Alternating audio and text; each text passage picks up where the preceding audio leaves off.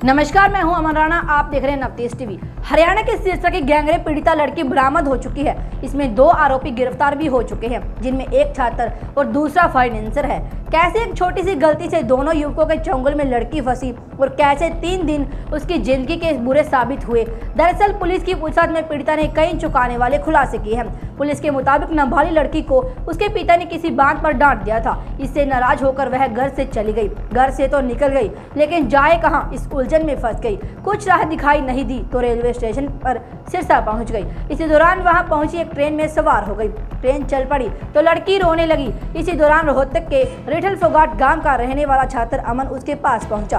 पहले पानी आदि पिलाकर चुप करवाया और फिर घर से भागने का पता चलने पर लड़की को अपनी बातों में फंसा लिया। उसे घुमाने फिराने और बड़े बड़े सपने दिखाकर उसे गुरुग्राम ले गया। यहाँ अमन उसे अपने फाइनेंसर रिश्तेदार अमित के फ्लैट में ले गया, जहां 3 दिन तक उसके साथ दोनों ने गैंगरेप किया। पुलिस कैसे लड़की तक पहुंची, कैसे दोनों ने उसे अपने झांसे में लिया, और जानिए कैसे हुआ पूरा घटनाक्रम।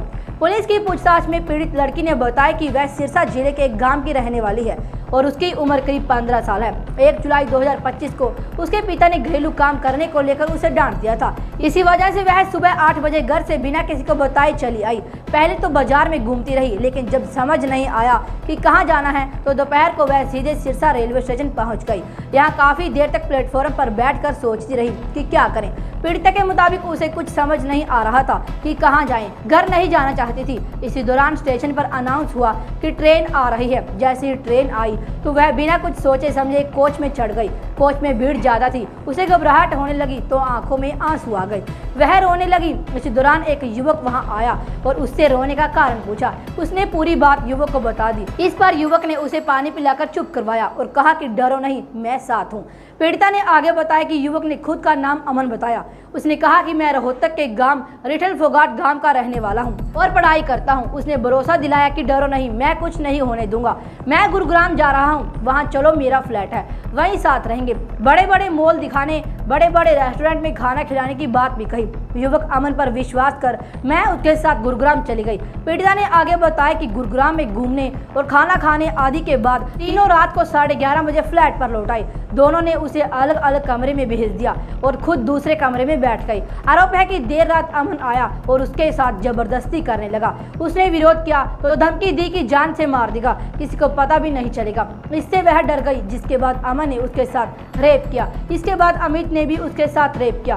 पीड़िता के मुताबिक दोनों ने 3 दिन तक उसके साथ रेप किया। इस दौरान दोनों में झगड़ा हो गया। अमित का कहना है कि लड़की को अब यहाँ से जाने दो, नहीं तो फंस जाएंगे। अमन का कहना था कि ये कुछ नहीं बोलेगी, ये तो घर से भाग आई है। इसी बात को लेकर दोनों में विवाद हो गया।